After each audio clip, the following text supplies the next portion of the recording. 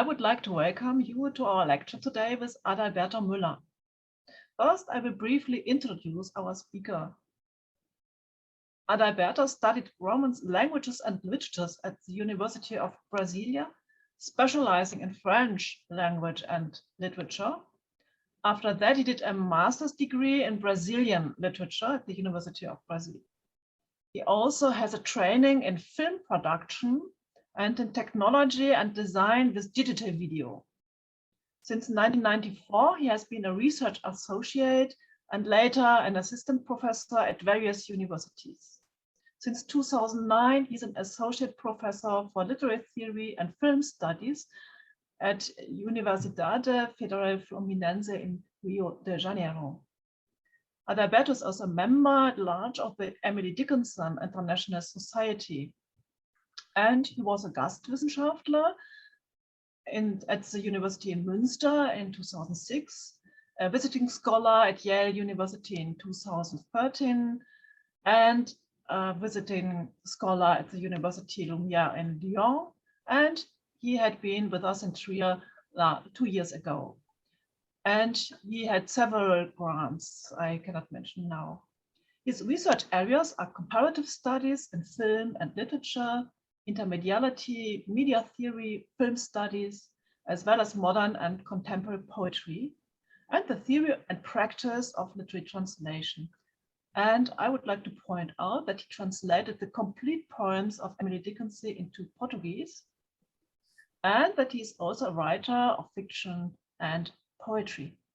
Today, he gives a lecture with us on the topic Guarani, Pigeon Creole poetry at the borders of Paraguay and Brazil. I now hand over the floor to Adalberto. Thank you. Thank you very much, Enrique. And I'm really glad to be here talking this time. And I'm really glad to see many of my colleagues and friends. Two of the poets I'm talking about are here, Dr. Jorge Canese and Cristino Bogado. Thank you for coming. And I also have to thank for Geraldo Domingues, who is a native Guarani, who will be reading some poems with me together. And I want to thank also Ana Fez for the marvelous organization of this session. And thank you all for being here. I'm seeing people from Mexico here too. I think that some people from Argentina and Chile, they were supposed to come. I don't know if they are here, from the US, from Russia. It's really wonderful to talk about the Guarani and Paraguayan and Brazilian poetry. So I'll start reading a small presentation I did, then I'll follow up with a screening of some slides, and you will hear some poetry too from the poets I'm talking about. So I'm very glad to be in this Gastvortrag with Professor Enrique Stahl. I've been an outsider participant in this project for almost 3 years, since I met Enrique and other German and Russian colleagues from Trier during a conference in Lausanne in May 2019. And then I met more nice amigos in a conference in Moscow. Since the pandemic, I've been showing up to conferences and talks of Lyrik in Transition, which I consider to be one of the most amazing places for discussing contemporary poetry and art, mainly because you can meet scholars and poets from all over the world, representing different trends and perspectives of scholarship, creativity, and politics. I'm really happy to join you in Trier in 2022 for my research, and I hope that Professor Stahl will continue to fight for the sake of everyone who believes in the lost cause of poetry. As Emily Dickinson says, poets light but lamps, and they dwell in possibility. Possibility means to be open for what comes next. I'm honored to serve at least as a bridge here. Eine Brücke über einem Abgrund. So this talk is dedicated to the Guarani people from Amambai and Dourados in Brazil. and Geraldo is from one of these communities, who has been attacked by violent supporters of Jair Bolsonaro fascist government. And to all native communities in Brazil who have been under attack by the soybean plantation owners, by cattle farmers, and illegal logging and mining corporations that are destroying Amazonia right in this moment. All of them supported by the government Bolsonaro, which is supported by multinational corporations, stock markets, and banks from all over the world. First, I will present you my basic arguments. My first point is to give you some general ideas of Guarani language and culture in order to show you the way it helps to shape important cultural aspects of countries like Brazil and Paraguay, focusing the work of contemporary poets. However, I'm not interested in situate myself in the field of any literary historiography, neither am I intending to say what is Paraguayan or Brazilian poetry. I'm not here to giving you the big names either. I'm rather following the paths of border theory, and most especially the way a border theory may claim for an intercultural and multilingual approach of cultural phenomena, stressing issues of minority cultures and languages, in particular there where blending and creolization happens. In other words, thinking about lyric from the perspective of border theory means understanding multilingual, multicultural, multi-ethnic, and multi-everything phenomena. This is why I'd like to refer today to linguistic concepts such as Pigeon and Creole, although I'm not a specialist in that. By the way, I'm not a specialist in anything except the flow and the change. A science of change and transformation, it is what Gilbert Simondon calls alagmatique. Sorry, I cannot translate that. Let's get lost in translation for a while in the border. I am aware that border is for many an outdated concept in literary studies, but I can't help it talking about it. I was born in the border of Brazil and Paraguay, Ponta Porã, Pedro Juan Caballero, where 3 official languages are spoken: Portuguese, Spanish, and Guarani. One of the things I've learned during my early childhood was the way of trespassing or transgressing the lines that separate nations and cultures.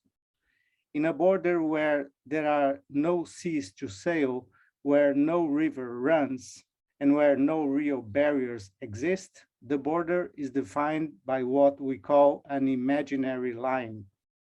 When you cross it every day, as I did as a child, this imaginary line becomes more and more unstable and erratic. The borderline becomes really a borderline situation. You got mixed ideas of things. Besides being a trilingual area and a free trade zone with people and products from all over the world meeting in a nowhere land, besides being a smuggling and drug trafficking area, the remains of non-European culture with their specific languages and traditions are still alive in that frontier. I always carry this frontier inside as a kind of inner scar. Where are you really from, or what is really your Schwerpunkt? That is something that I can never answer without feeling that I need to cry for Dr. Freud's help. But that's the way. Wasn't Vienna a kind of frontier also, somehow? I don't know. My second point is, I'd like to present you some brief remarks on how one native Amerindian language culture, the Guarani, has survived and has been used by Paraguayan and Brazilian writers in order to create transgressive literary works and ideas, a frontier literature. The main subject here for me is understanding the importance of Guarani and Pigeon Creole languages, such as Douglas Diegues' Portunhol Selvagem, to develop a distinctive form of lyric and literature in which Pigeon Creole is not considered degrading or depressive, but rather constitutes a way of inventing a border and a borderline écriture that transgresses the canons of literature, especially the ones enclosed in the idea of nation state.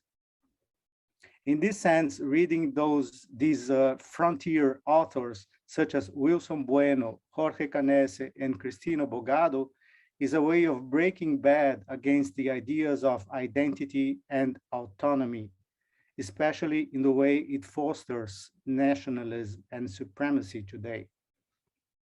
Meanwhile, dealing with a non-European language such as Guarani, it is my understanding that these poets also create a form of resistance against the standardization of ideas of consumerist globalization and the supremacy of white European capitalist way of being. Or should I say, of destroying our teco. Teco is a Guarani word. So I have to maybe write you. Teco.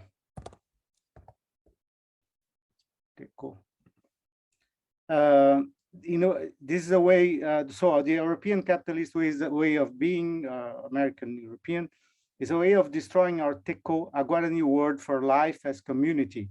More than just life as an abstract value, teco is a way of living together with all forms of life.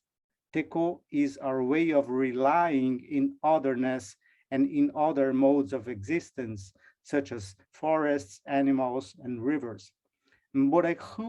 Ñande Țiπți. Our way of being is love, says the Guarani in me. Odi et amo, says the Latin in me too. I have been learning to live with both in the crossroads of my own imaginary lines. As Derrida would translate the Guarani word in French, the word teco, il s'agit de vivre ensemble.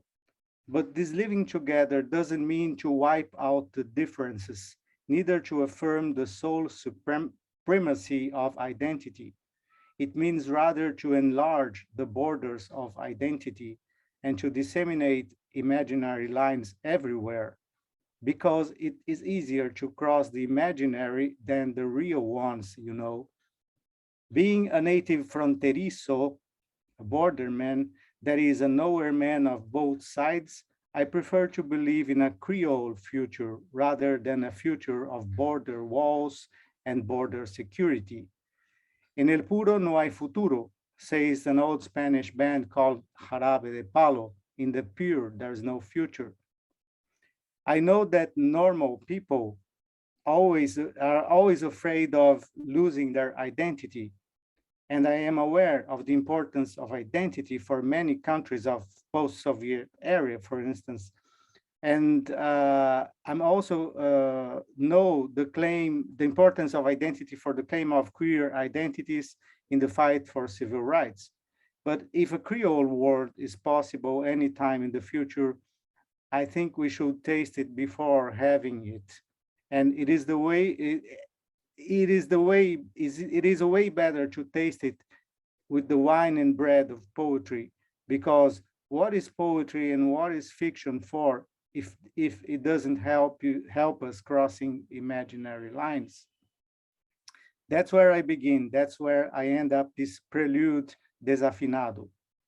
Okay, let me show you my slides and then let's read poetry of Jorge Canese, Cristino Bogado, and Douglas Diegues. But I'd like to show you first a poem by Jorge Canese, who is here, but I will show his poem from the Lyric Line website. Just a second. So I project it here to you.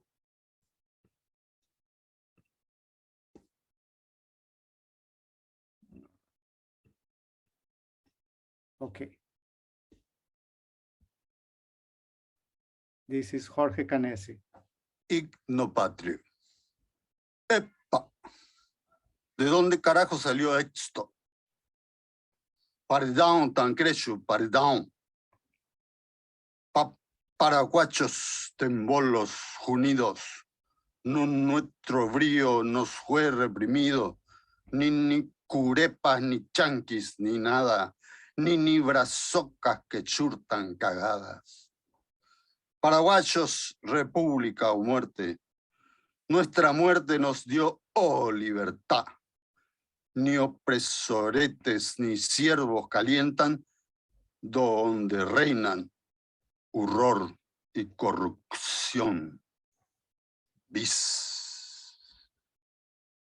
Caos en el bananal, Sonja de Yaguareté. So I will read the German translation made by Leonce Lupete, who is a Paraguayan writer that lives in Germany, I think. And he used to translate Jorge Canese using Turkish words. I don't know if the Turkish words are here, but and it's very difficult to read too. Basically, this poem is making a kind of joke against the national anthem of Paraguay. He's using the words of the national anthem of Paraguay, but it's basically criticizing the nationalism in Paraguay, which is very related to the Stroessner dictatorship era. So this is why the word igno patrio, which means not only national joke, but there's fire inside. It's kind of putting the atom in fire somehow. I will try to read the German translation of it. Heppa, wo verdammt Text kommt das denn her? Mauer trusch dies Mauer. Paraguascher vereignete Drecksäcke. Unsere Kräfte wird uns unterdrückt. Weder Kurepas noch Amis noch sonst was. Nur noch Brazocken, Brazilians, die Scheiß bauen. Paraguayische Republik oder Tod. Unser Tod hat uns Freiheit gegeben. Weder Unterdrücker, Schlösser noch Leibeigenen interessieren, wo regieren. Terror und Korruptur da capo. Chaos in wann Annenfeld, leck mich am Jaguar. So the jaguar is also here because the jaguar represents the depths of indigenous identity, and it's a kind of joke with this an eroticization of this word jaguar. I'll be back to Jorge Canese. I just wanted to give you a taste of what is coming next. And I will ask Jorge Canese to read his own poem, another poem later, if he agrees to do that. Okay, now I will start with my slides. Let's share the screen. Okay, are you seeing it?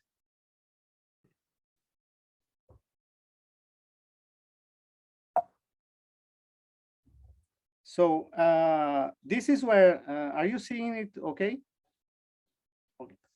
This is the yellow points on the map of South America, and the numbers represent the Guarani or the Tupi Guarani,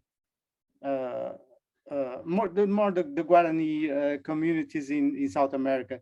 As you can see, most of the indigenous villages are concentrated in this area between Paraguay, a part of Argentina, and Brazil.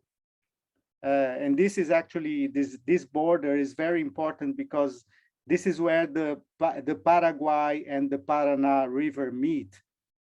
After the Amazon River, these are the most important rivers in South America, and they are among the most important bigger rivers in the world. Right now, the Paraguay River is drying which is very sad because many people in Brazil in Paraguay depend on that river.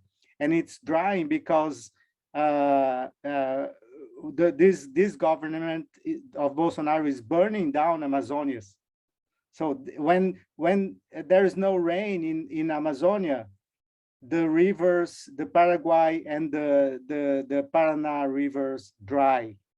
This is very sad what is happening right now. And the most affected people are exactly the indigenous communities. But all of us are affected by this drying of the Paraguay River too. There are many languages, many varieties. This is what we are talking about, Enrique, of Guarani. The most important one is the Paraguayan Guarani, which is an official language in Paraguay. Paraguay is a bilingual country.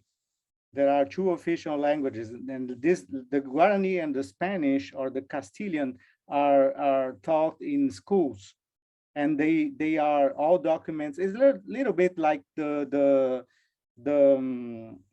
like what happens in Ireland, where you have two official languages, but the Guarani is very is spoken for almost 80% of the population in Paraguay.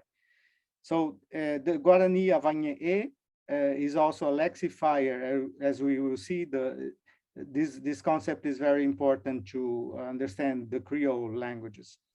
And there is also the Jopara, which is a Creole spoken everywhere in Paraguay and in parts of Brazil too. So there are many other important languages like the Mbua Guarani here, and the Pau Tavutera or Kaiwa, which is the language of our friend Geraldo, who is here. And there are also Pigeon Guarani, the Jehea. There is the Pigeon languages in the border, like the Brasiguaio or the Portuñol or the Porunhol. The Tupi Guarani language is it's a huge family of languages with, I don't know, 30 or 40 different languages spoken in Brazil. And this is the original language that the Portuguese used to speak during the colonial process. And there was also this Guarani spoken in the Jesuit reductions, which is my next point. I will talk about it. So what is some general ideas of the Pidgin and the Creole, for those who don't know? Well, we talk about Pidgin and Creole when we talk about contact languages. So it has nothing to do with the concept of natural languages. You only talk about Pidgin and Creole in situations of contact languages. So a pidgin is different from a jargon. It's a kind of evolution of a jargon. It is simplified structures in one of two lexifier languages. A pidgin is a reduced language that results from extended contact between groups of people with no language in common. It evolves when they need some means of verbal communication, perhaps for trade, etc., etc. Many of the people learning foreign languages used to use a lot of pidgins, make a lot of pidgins. So, the Pigeon Creole, according to Bakker, is a more stable and socialized form of pidgin. The Creole is a nativization of pidgins and Pigeon Creoles. And the difference of Creole and pidgins is that the Creoles are spoken as, they are learned as mother tongues. For instance, my mother, who is Paraguayan, she speaks Creole with me. When she speaks Guarani. It's not exactly the Guarani, the standard Guarani, but it's a Creole. And in the Creole, there are important morphosyntactical changes. There is borrowed vocabulary from one or two lexifiers. This process of nativization is a way that when language becomes a mother tongue, and this is what sets apart pidgins from Creoles. Well, in Paraguay, we talk about two different kinds of Creole. We talk about Creole and pidgins. We talk about the GHA, which is a Guarani word meaning mix. And the GHA correspond to what we understand in linguistic for pidgin or pidgin Creole.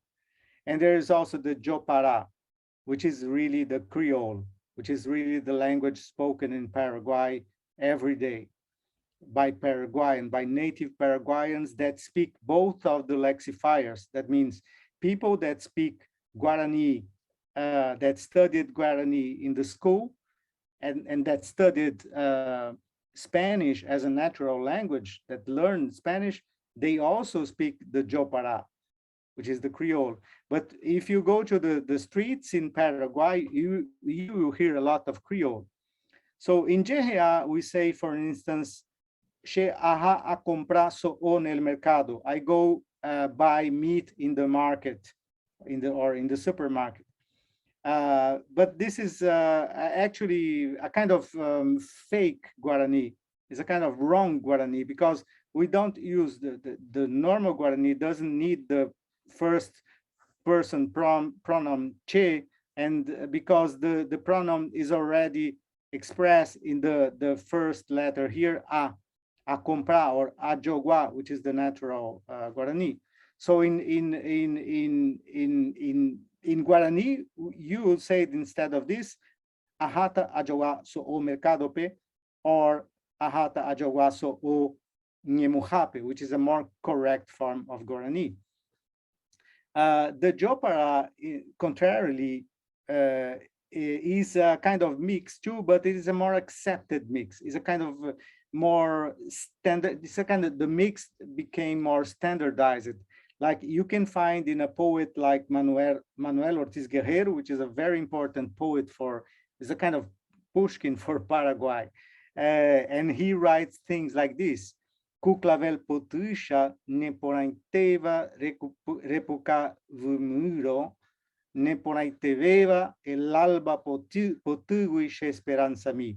So clavel and el alba and esperanza are Spanish words. But in Jopara, the Jopara is a kind of accepted mix, because actually the word comes from food.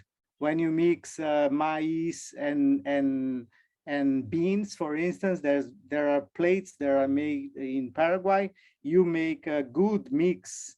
So this is where the Jopara comes from. It's a little bit like the jambalaya in southern US, the food that you make. And I think that the origin of jambalaya is all a kind of creolization of food, if I'm not wrong. So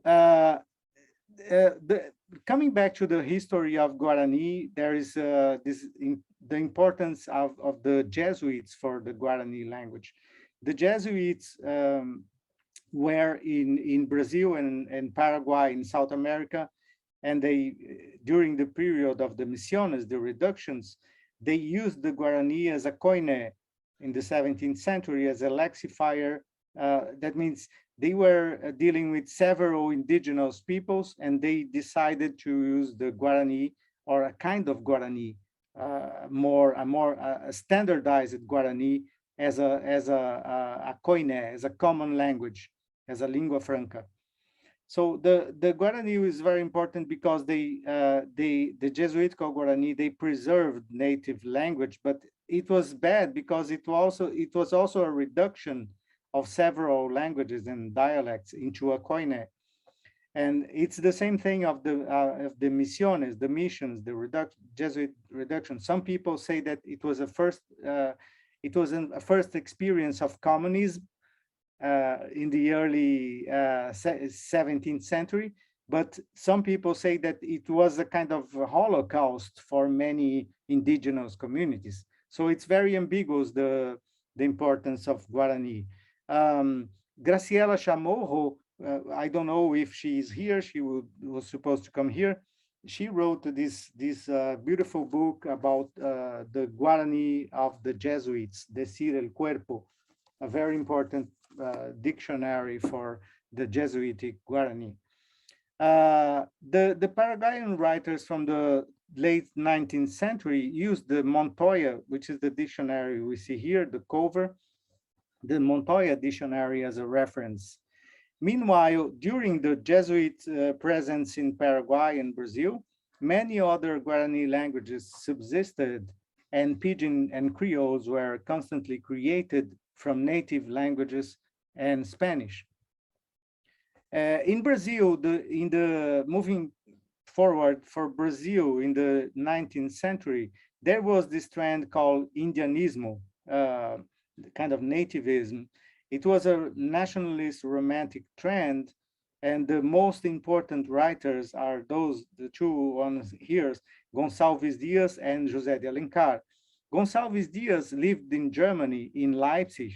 This is where he published his famous book Os Timbiras, which is a kind of Hiawatha from Hawthorne. Is a poem influenced by the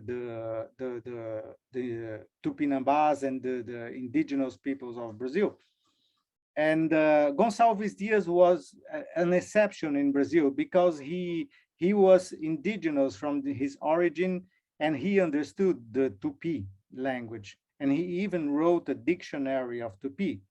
Contrarily to Gonçalves Dias, José de Alencar, who is the most famous romantic writer and the most important novelist of the 19th century in Brazil, he wrote O Guarani, but he totally fantasized about the way of living, about the teco. He wouldn't understand the real teco of the Guarani. But this book is very important because it became the opera from Carlos Gomes. And if you listen to opera, you probably have heard about O Guarani from Carlos Gomes. So the main my point here is that despite praising the natives, Brazilian writers disdain native languages, which is a totally different situation from Paraguay. It is also important to understand the contemporary situation in Paraguay and Brazil in poetry, to think about these, what we can call an ethnographic turn. For the Guarani language, this guy was very important, Kurt Unkel. He was a German from Jena, and he published, but he adopted his Guarani name, Nimuendaju, and he published in 1914 a very important work, Die Sagen von der Erschaffung und Vernichtung der Welt als Grundlagen der Religion des Apopocuva Guarani. This work was cited by many authors and is still used by many anthropologists in Brazil and Paraguay that deal with Guarani languages. And this work influenced, together with Léon Cadogan, we'll talk later about him, influenced Hélène Clastre, La Terre sans Mal, Le Prophétisme Tupi-Guarani, and Pierre Clastre, Society Against the State. I think this is the right translation of La Société contre l'État. So these are two very, very fundamental books for contemporary anthropology, and both of them were very influenced by the Guarani way of thinking. And Léon Cadogan, who we can see here in the center, he was also a Paraguayan ethnographer and anthropologist. His most important work was to transcribing this old epic poem Ayvu Rapyta. I will talk about it soon. And Léon Cadogan is an author that became decisive for ethnographic and Guarani studies too. So the Ayvu, I'll talk later about Ayvu Rapyta. So meanwhile, when this ethnographic turn is happening in Paraguay, in Brazil, we are living what we call the Semana de Arte Moderna, or the modernism. And Oswald de Andrade, who is the most important poet, one of the most important Brazilian poets of the 20th century, he wrote this anthropophagic manifesto or cannibal manifesto, using the idea of cannibalism or the ritual of cannibalism or anthropophagy as an aesthetic idea, as a poetic idea. So in his anthropophagic manifesto, we read this: the struggle between what we might call the uncreated and the creation, illustrated by the permanent contradiction between man and his taboo, cannibalism, absorption of the sacred enemy to transform him into a totem. What result is not the sublimation of the sexual instinct, it is the thermometrical scale of cannibal instinct. Carnal at first, this instinct becomes selective and creates friendship. When it is effective, it creates love. When it is speculative, it creates science. So the general idea of Oswald de Andrade was that to absorb, to cannibalize European culture, white European culture, and to transform it in a new kind of art. And you can see here the famous painting by Tarsila do Amaral, Abaporu. And the Abaporu is a Tupi word, or a Tupi Guarani word, that means exactly this: human that people that eat humans. So meanwhile, in Paraguay, there was, in this very year of 1922, Narciso Coleman was writing Ñande Țiπți Cuéra. The difference that, as Oswald de Andrade used the Guarani or the Tupinamba idea of anthropophagy, but he wouldn't read and he wouldn't understand Guarani language. And he had heard or he read texts about the many texts about the Tupinamba, but he couldn't understand their language. And this is the difference in Paraguay, because in Paraguay, as the Guarani was already a koiné, was already a language spoken by everyone, Narciso Coleman could write in this very year Ñande Țiπți Cuéra, which is a compilation of myths of the Guarani. But it's more than an ethnographical work. It's written in a poetical form, and not only in a poetical form. It is written in an avant-garde form, as you can see here. This kind of visual text or concrete poem using the Guarani language.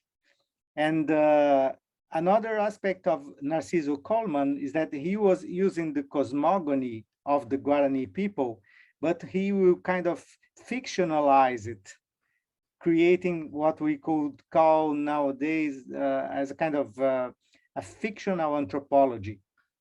And it's very important because he wrote it in Guarani. So he used the Guarani language to write a kind of avant-garde work in Paraguay. So it's very different from what happened in Brazil, because in Brazil, we still ignore completely the language of the indigenous people. We study a lot about the indigenous people, but we don't talk any language which is close to them. But there is a shift in this way of behaving towards the indigenous languages, because many contemporary poets like Josely Vianna Baptista, they are trying to approach this indigenous language. They are trying to understand not only indigenous cultures, but they are trying to understand indigenous languages.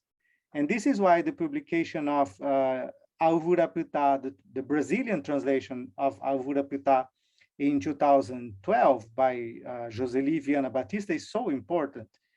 So I want to show you a taste of the Ayvu Rapyta. Let me say you before that the Ayvu Rapyta is a mythical cosmogonic text that survived for centuries in the oral tradition of the Mbua until it was dictated to Léon Cadogan in the 40s. Much as Hesiod's Theogony, it narrates poetically the creation of gods and sets the word soul, Ayvu, as the groundwork, Rapyta, of mankind, which is very, very important. This idea that it's a kind of Bible, it's a kind of Genesis, but in this Genesis, the word, the language is the most important creation of the gods. So I will ask Geraldo to read the text in Guarani. Are you there, Geraldo? Baixa para Geraldo. Hola. A monheta ficou com o texto Guarani. Bueno, monheta. Ñanderu ñamandu tenondegua oguara oguero jera imbovei pytu aendo echai guarai oikio ynamojepe opy'a jechakare oĩ oikóvo yvárapy mba'ekuaapy oñembokuaara'ỹi oĩne ñanderuyete tenondegua yvytu'ýma rire oikóvy opytu'ũ'i oĩ ny'ãpy urukure'a'i omopytu'ĩ oĩne omohendúma pyturupa. Yes. Thank you, Geraldo. I will read my translation because I'm doing a translation which is something in between Josely Vianna Baptista translation into Portuguese and my knowledge of Mbua Guarani, which is different from standard Guarani too. Actually, this Mbua Guarani is a kind of proto-Guarani. And translating is a little bit like translating the Nibelungen Lied into modern Portuguese or into English. So there's a lot of things very difficult to translate. And Josely Vianna Baptista did a poetic translation of this text in Portuguese, which I cannot translate because how can you translate a translation? So I'm doing something intermediary between Josely and the original text, which is a little bit like this. Our elder father Nyamandu, here unfolding himself in the sky, he wouldn't stare but darkness. Lest Quara's sun didn't exist, the light of his heart abided him. Inside his heavenly know-how shone his own Quara sun. So in this cosmogony, God is not creating the universe. God is inside the universe that is inside him, and they are being created all together. Which is some very, very interesting idea that there is no, it's a kind of process cosmogony, as we talk about the process philosophy from Whitehead. It's a cosmogony that says that the creation is still happening. The second thing is that God doesn't create the light. The light is inside him in the form of Quara. Quara is the sun, is the word for sun in Guarani. And the sun or the light was not something that was created, but it was inside the Nyamandu, the elder Nyamandu. And in the second part, we read this: Nyamandu, our elder father, dwelled in the winds of yore, where the owl Urukure'a rests, casting shadows around. One can hear his shadows nest. So the another important aspect of this cosmogony is that the animals pre-existed the creation of the universe, and the animals were together with the gods in this first moment. So this is very important because to understand the concept of animality in the Guarani culture, which is very different from our concept of animality. as we can read, for instance, in Jacques Derrida's text. We Western are trying to recognize the animals that we are. The Guarani peoples think that the animals were living before us with the gods. So we come after the gods and the animals. And this is why they respect so much the animals, as well as they eat some of them. Now I'm moving to the second part of my talk, and I'm moving towards the end too. I will talk about some three important poets of Paraguay nowadays, and of Brazil too. The first one is Jorge Canese, who is here. He was born in 1947, if I'm not wrong. But before talking about Canese, we have to talk about about the moment when he was born. He was born in what we call the post-Morínigo dictatorship from 1940 to 1948, when Paraguayan writers such as Gabriel Casaccia with La Babosa from 52 and Augusto Roa Bastos with Joel Supremo, this is translated to English, they moved stylistically closer to the Spanish spoken on the streets and in rural areas, making the literary language more permeable to Guarani and to Jopara.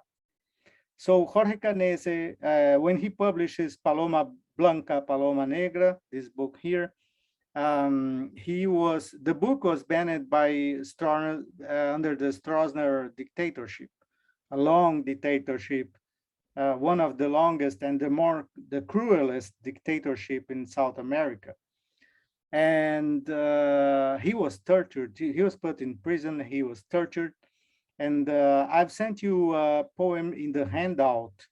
And I don't know if you have read it, but the poem from Canese in this handout is exactly about the way people would felt very insecure and very much attacked under the Stroessner dictatorship. In the late 80s, Canese starts writing in Guarañol, blending Spanish, Portuguese, and Guarani alongside. He also writes in an authorial Pigeon Creole using the letter K instead of C, which has to do with his Russian origins. I think that his grandmother was Krivoshein,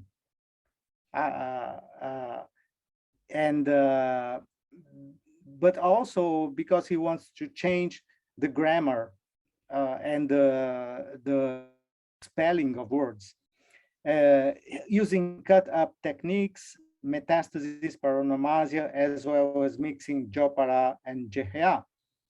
So I want to read with you a text by Canese. Maybe if Canese agrees, would you like, Jorge Canese, hola, ¿me escuchas?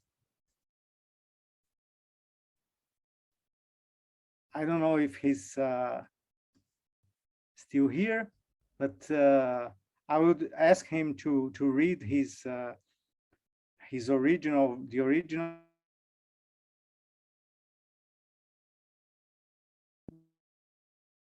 He probably he's here, but I don't know. Maybe he doesn't want to read.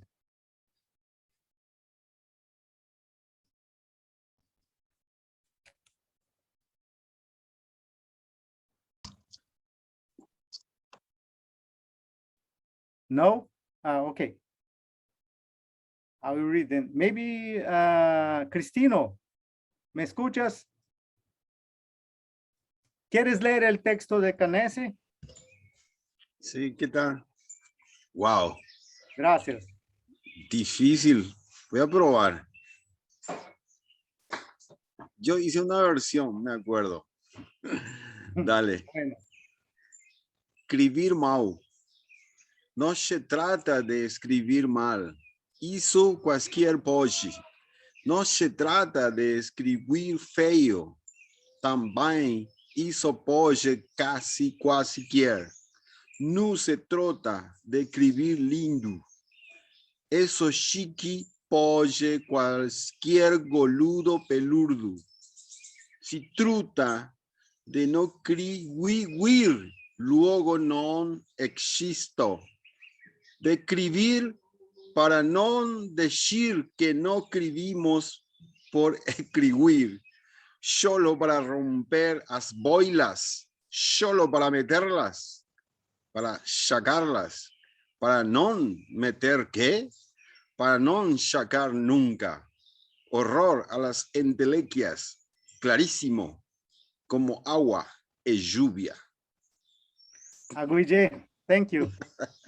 And I'm going to try to read the translation of it into English by bad writing. It's not about writing poorly. Anyone can do that. It's not about writing ugly. Almost anyone can do that too. It's not about writing pretty. Any bumbus idiot can do that. It's about no writing. Danish nicht exist. About a writing to none say that we do not write to write. Just break your balls. Just to stuff them in, to pull them out, to none stuff. What? To none ever pull them out. Horror to intellects, as crystal clear as water and rain. As you can see, his way of mixing and transgressing all limits of, especially of spelling the words, he's using a kind of Jehea and Jopara all together. This is why I call it a Pigeon Creole, because it looks like a wrong, but actually is saying that the wrong is contesting the right. And in Paraguay, which is a country where there are two languages, and one of them is the European, the white European, the Spanish academic, the Spanish supported by academia and by the academics. It's a kind of transgressing the limits. And this is why I call it also a borderline writing, because he's trying to create another kind of language to contest the official Spanish. Okay, I want to move to another writer, a Brazilian writer. Then I'll be back to Canese later and to Cristino Bogado. So Wilson Bueno is very important in this story. He was a Brazilian writer from Paraná, he used to live in Curitiba in southern Brazil. And he wrote this novella in 1992. Some people say that he was influenced by Jorge Canese. I don't know. I don't have an answer for that.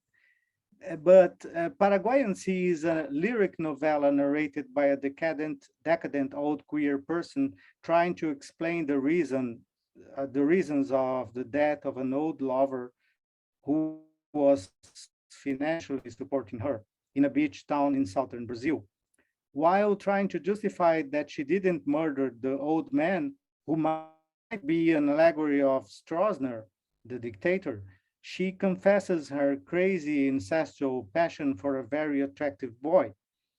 As she recounts her version of events, the old hag mixes Spanish, Portuguese, and Guarani, also letting emerge her connection to the indigenous and primitive world.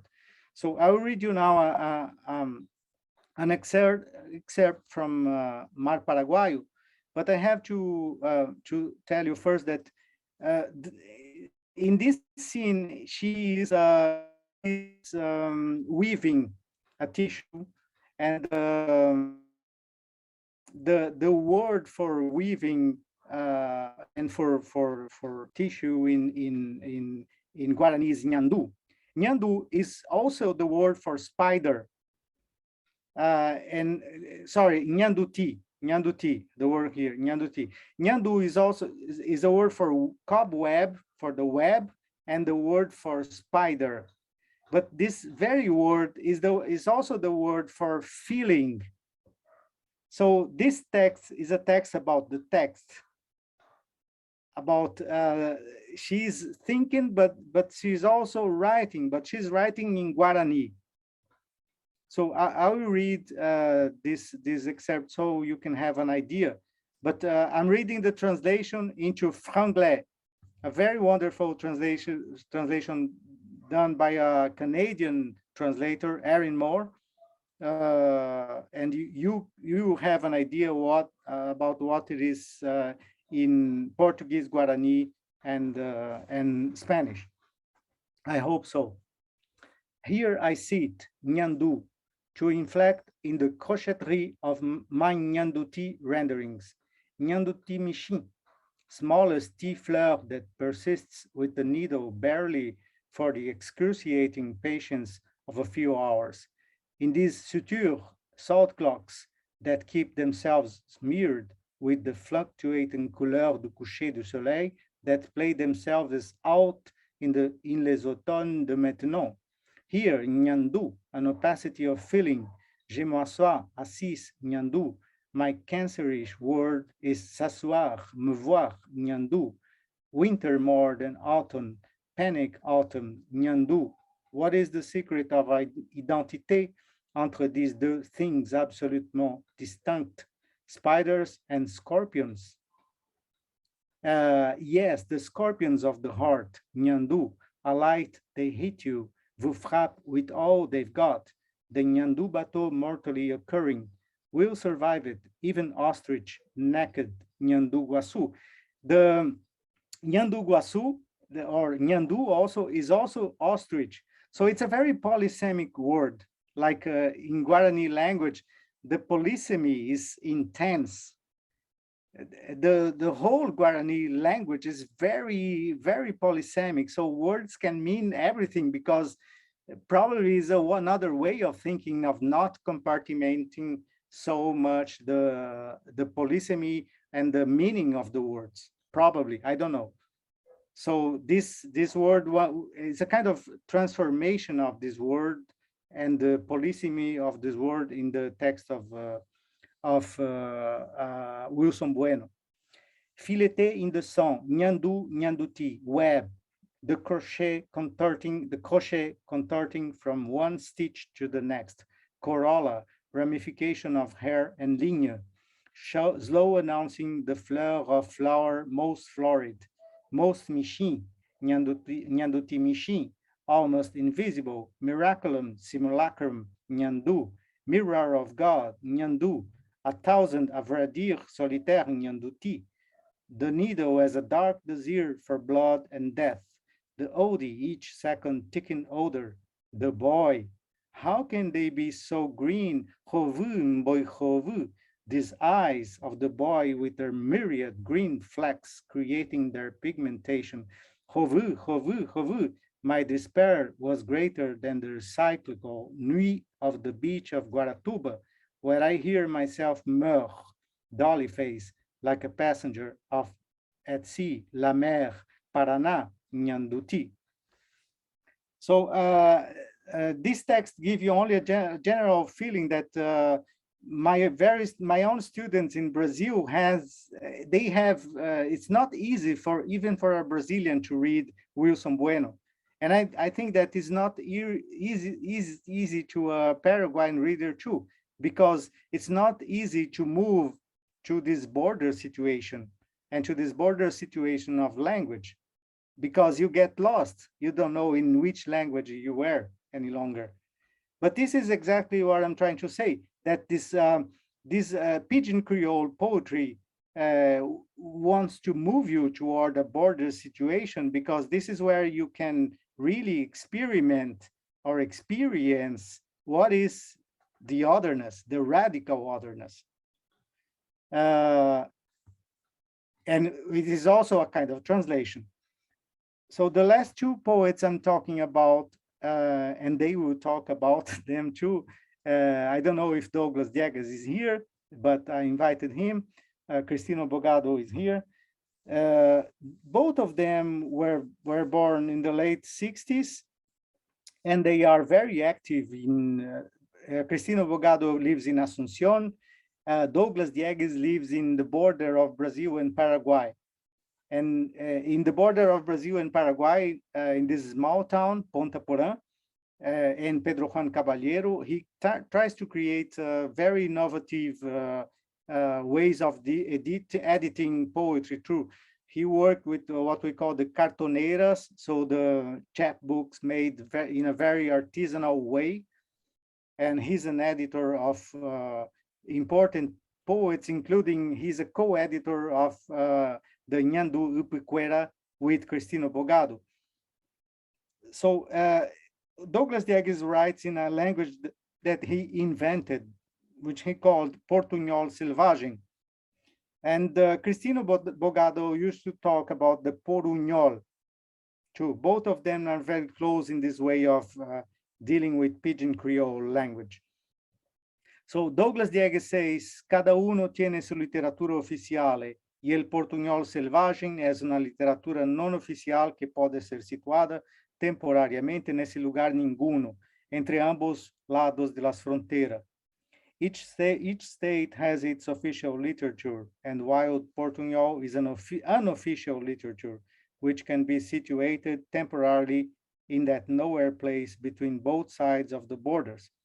And Cristino Bogado says, el Porunhol no solo mistura fluidos sanguíneos, sino la amable corriente de las lenguas en su devenir habla, fala, castillos de fonemas, reflejo verbal del pueblo, luego. Es una bolsa de gatos donde el español de las disposiciones da las disposiciones, pero el guaraní las desobedece bellamente y el portugués sucumbe a sus cercanías como la doble infiel. Porunhol not only mixes blood fluids, but also the friendly stream of languages in its becoming speech, fala, Castilian castles of phonemes, verbal reflex of the people, then. It is a grab bag where the Spanish gives the dispositions, but the Guarani disobeys them beautifully, and the Portuguese succumbs to its proximity as a double infidel. So I'd like to ask Cristino Bogado to read the that I sent you in the my handout. Can you, Cristino, ¿podrías leer tu texto?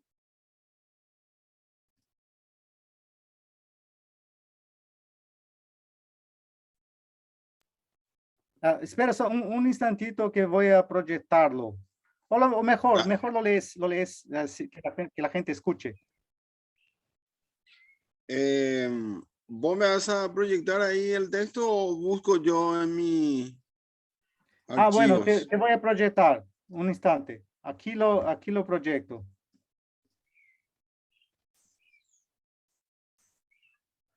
Ahí está. Mejor.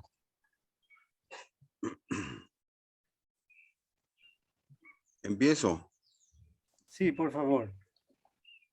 Mi yo es un yo para. Soy en verdad medio indio, macá, azluzlay, piel roja. Cuando desnudo sobre la yegua del yopará, Kafka Goethe, cabalgo a lo caballito de madera o avispa cava en guaraní de madera, ese champán que resuma la prosodia castiza, la casta desvirgada, con tiza, todos los santos días del habla coloquial, ese hobby horse, lengua con que paso el tiempo la mayor parte, la lengua española poseída, endemoniada, tartamuda, disléxica, histérica, cacaoreante, mística, casi, cachiain. Un testículo indio, el otro casi testa o casi culo. Un testículo indio y la testa o el culo españoles. De mediado caballero esquizo asaetado por lenguas de fuego no originarios. ¿Acaso post-heideggerianos? Linda la Blair, que monto al desmontar mis sí y mis no. Sílabas alabadas, dadas a mi pueblo mí. Voz interior, soso Sócrates en su demón de limón. Yes, Es rico, encular a la madre cual itifálico chamán indígena en el banquete sin dólares. Apenas huidobriano y nervaliano el dolor del amor y la poesía.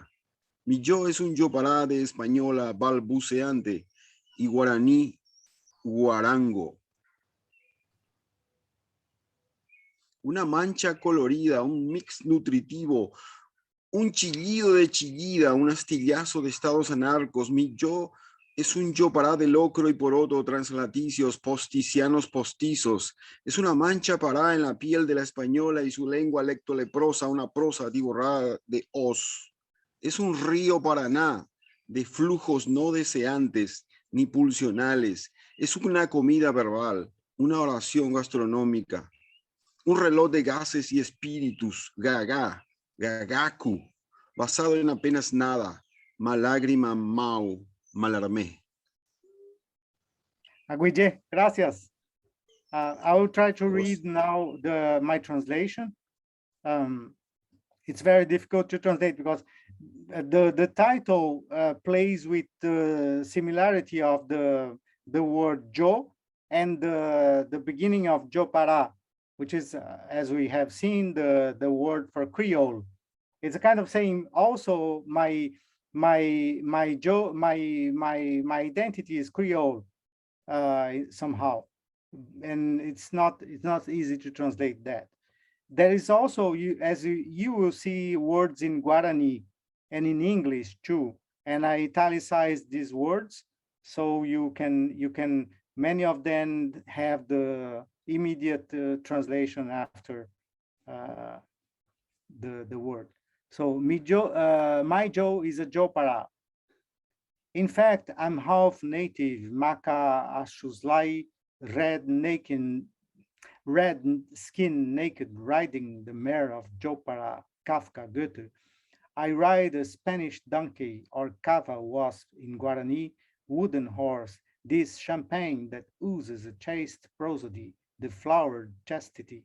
By chalk every single day of colloquial speech, this hobby horse, the language I spend most of my days with, Spanish language, possessed, haunted, stuttering, dyslexic, hysterical, caca shit, erring, mystic, almost vulgar Kashian.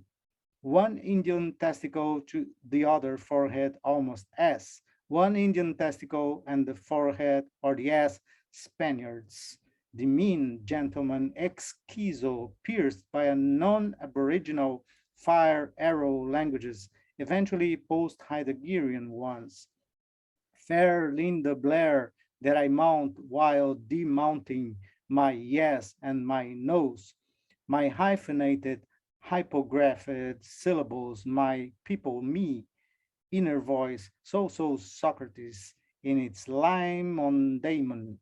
Yes, I lick fuck motherfucking as phallic native shaman in a banquet $0, just Huidobrian and Nervalian, the pain as love and poetry. My jo is a jopara of mumbling Spanish girl and guarango guarani.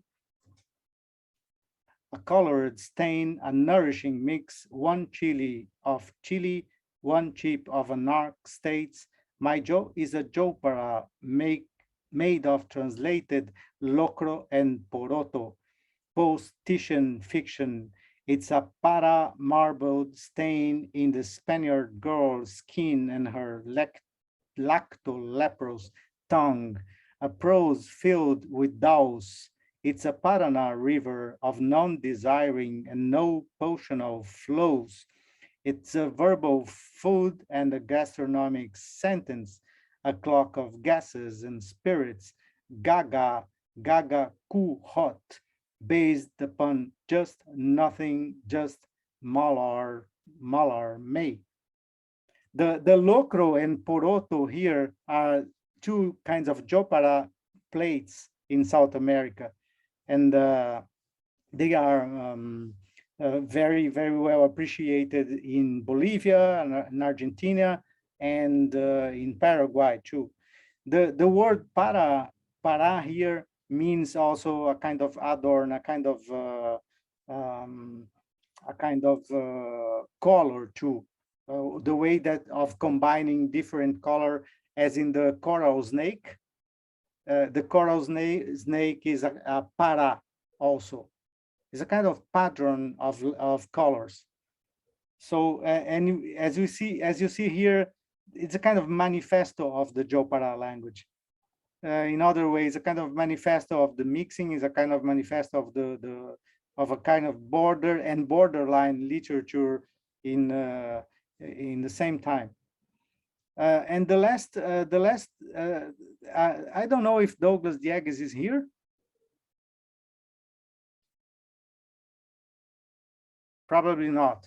So I will read Douglas Diegues' poem, because Douglas Diegues is a poet writing in the border situation. He really lives in the border, and he writes about the border.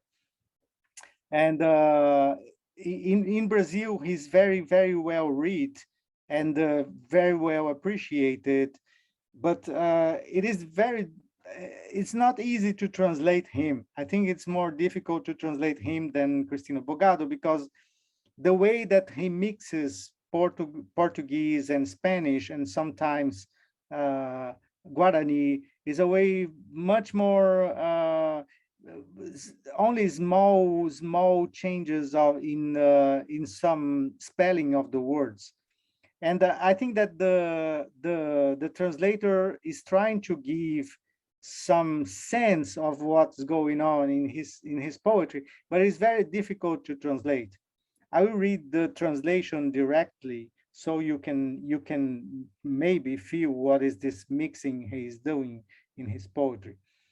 It reads like this: paseando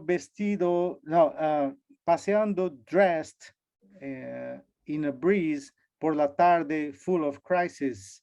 Nadie can imprison me en una maletín. Cuando me trapen, espero que duermen. Después escapo por the keyhole in the lock. If they don't sell for, digamos, candy, artists generally siempre llevan una vida hard, disguised as a breeze. Nadie me buys, nadie me vampirizes, nadie me copies. The more enloquezo, mejor. Pienso mi name ahora es amor. Los ayoreos wear square sandals on their feet. No es clear whether sus traques are coming or going por la street. Gives just gusto walkear, disguised as a breeze through these ciudades, filled with belas chicas and stenches and ruindades. Actually, he uses the form of sonnet, and this part here is very important to understand Douglas Diegues and all I'm talking today, because when he mentions the ayoreos, los ayoreos, they are an indigenous people that lives also in the border of Brazil and Paraguay. And the mentioning of the square sandals here, and you don't know where they are, if they are going, leaving, or they are coming when they walk. When you see the traces of their foot on their feet on the sand, you never know if they are leaving or they are coming. It's a kind of disguise, but it is also a way of describing the border situation, because in the border situation, that's exactly what happens. We are all ayoreos in the border situation, because you never know if you are leaving or if you are coming. No? And this is the experience you have when you are leaving border situation, as I think you can live as well as in Ponta Porã or in the Queens in New York, because there are many border situations in the world nowadays. And I think that understanding this poetry is a way of understanding how can we cross these different barriers that white supremacy and the Trump government, or the Brexit and the Hungarian nationalism, the somehow the Russian nationalism too, and all kinds of nationalism are a kind of way of thinking against the border situation. So the important thing for me to stress is just here is just how reading these poets can be interesting for those who are living in a border situation anywhere in the world. So I know that for many people living in countries where identity is so important, this sounds kind of rather provocative and not very. I know that in some places talking about crossing border doesn't sound so meaningful, or